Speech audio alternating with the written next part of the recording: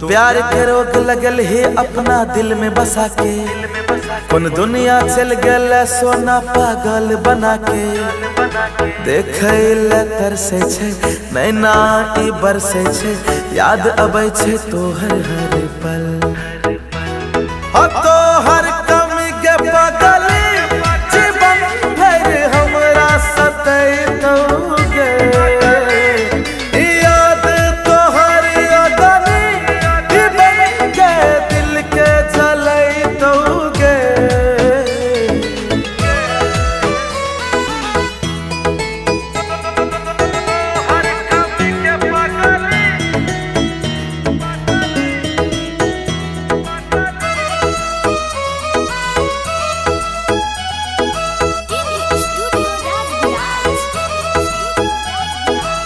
साँझ सवेरे मन रहे छे उदास, तोहर कमी के छे गे एहसास।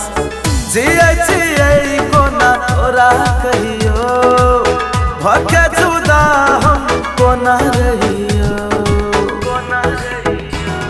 अब तोहर कमी के बदली जीवन भर हमरा सतैतौगे।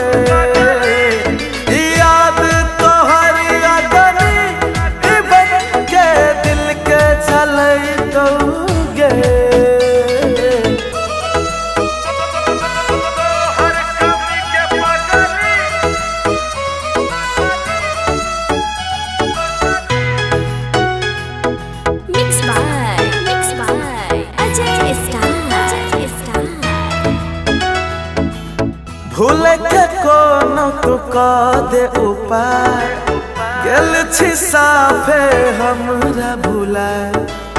कहे छो सुन सनू अंकित, मुँह फेर के किस्मत जा।